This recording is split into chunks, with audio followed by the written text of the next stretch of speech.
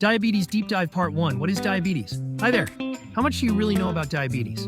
If all you know is it happens when you eat too much sugar, you're not alone, but this video is going to change that.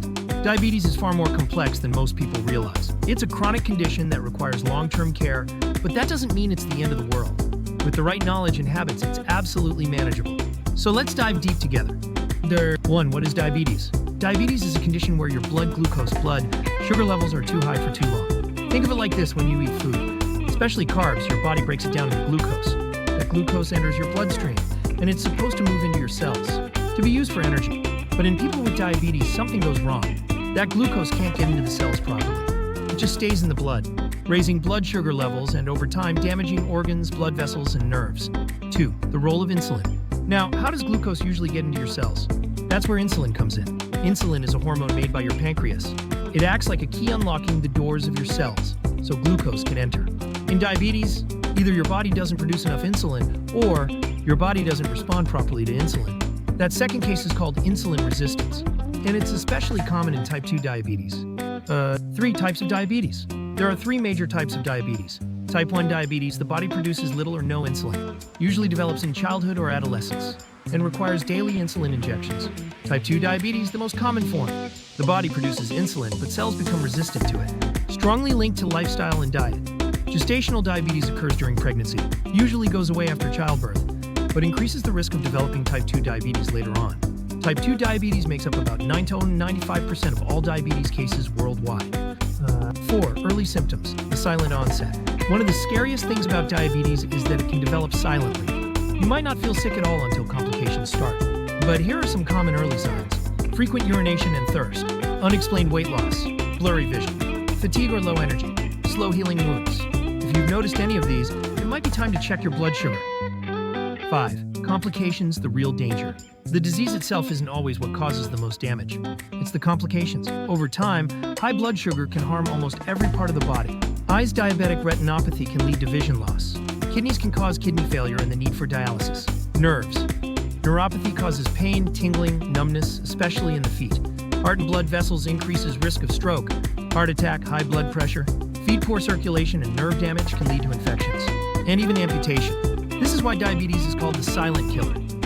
Part 2, diagnosis and management. So how do you know if you have diabetes? And if you do, how can you manage it day by day? 1. How is diabetes diagnosed? There are several medical tests doctors use. Fasting blood sugar measures your blood sugar after 8 hours without food, under 100 mg normal. 1021 Prädiabetes, 126 Diabetes. Oral glucose tolerance test, OGTT, measures your body's response to sugar.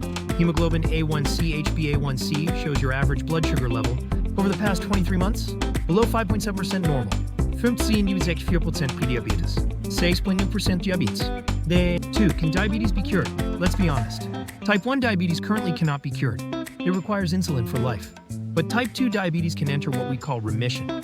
That means blood sugar levels return to normal without the need for medication, but only with serious lifestyle changes. Diet, weight loss, physical activity, and stress management. 3. The 4 pillars of diabetes management. Managing diabetes comes down to 4 key strategies. 1. Diet, not just avoiding sugar, but eating in balance.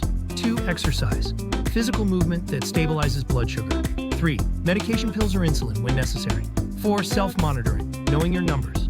Let's explore each one in more detail. 4. Diet, it's not just about sugar. The biggest myth? That diabetes means never eat carbs again. Not true. The focus isn't cutting all carbs, it's choosing the right carbs. Replace white rice, bread, and pasta with whole grains, sweet potatoes, or quinoa. Eat high-fiber vegetables, broccoli, spinach, carrots. Prioritize lean protein chicken, tofu, fish. Include healthy fats, avocados, nuts, olive oil. It's about balance, not deprivation. 5. Exercise, the natural insulin booster. Exercise is powerful. It helps your body use glucose more effectively and reduces insulin resistance. Start small. Walking for 30 minutes after meals. Light strength training 23 times per week. Even gentle yoga improves circulation and stress levels. Consistency is more important than intensity. 6. Medication and insulin. Not everyone with diabetes needs insulin right away. Doctors may start with oral medications like metformin, then add others like SGLT2 inhibitors or DPP4 inhibitors. If blood sugar remains high, insulin may be introduced. But remember, medicine supports your efforts. It's not a replacement for lifestyle changes. 7. Self-monitoring daily habits, big impact. Small daily habits lead to long-term control. Check blood sugar in the morning before meals and before bed. Keep a journal or use a blood sugar tracking app. Record what you eat and how you feel patterns help you make better choices. Part 3, common mistakes and habits to avoid. Even with the best intentions, managing diabetes can be tricky. Why? Because misinformation is everywhere, and some habits that seem harmless can quietly wreck your progress. Let's talk about 5 of the most common mistakes people make and what to do instead. 1. My blood sugar is okay now, so I'll stop my meds. This is a huge mistake. Some people start treatment, feel better, see improved numbers, and then stop taking their meds. Here's the truth. Your numbers improved because of the medication. Stopping it suddenly can cause your blood sugar to spike again. Even if you feel fine, always consult your doctor before changing or stopping medication. 2. Only checking blood sugar when fasting. Fasting blood sugar is important, but it's not the full picture. Your body spends most of the day after meals not fasting. That's why post-meal, postprandial blood sugar is just as crucial. If it spikes above 180 mg regularly, it increases your risk for complications. Pro tip, check your sugar 12 hours after eating your biggest meal of the day. 3. Going too extreme with dieting. Many people overcorrect. No carbs at all. I'll only eat salad. Just protein shakes all day. This might help short term, but it's not sustainable. You'll get tired, feel deprived, and eventually rebound. The better strategy? Balanced, long-term nutrition. Think 80% clean eating, 20% flexibility. No food is off limits forever, just be mindful and moderate. 4. Overdoing it with exercise. Some people try to burn off high blood sugar with intense workouts, but this can backfire. Extreme exercise can cause blood sugar to drop too low, especially with insulin or meds, trigger stress hormones, temporarily raising blood sugar.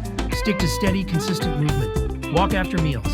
Light strength training, yoga, stretching, or swimming. Your body will thank you, and your blood sugar will too. 5. Ignoring the role of stress. This one's sneaky. You can eat well and exercise, but if you're constantly stressed, your blood sugar may still be high. Why? Because stress releases cortisol, which increases blood sugar. Chronic stress leads to inflammation and insulin resistance. Stress management is diabetes management, period. Real-life case study, a 42-year-old who thought he was fine. I never had high fasting blood sugar, said a 42-year-old office worker. So I didn't think I had a problem. I ate what I wanted, skipped workouts, and ignored symptoms like fatigue and blurry vision. A routine health check revealed his HbA1c was 9.2%. He was in deep.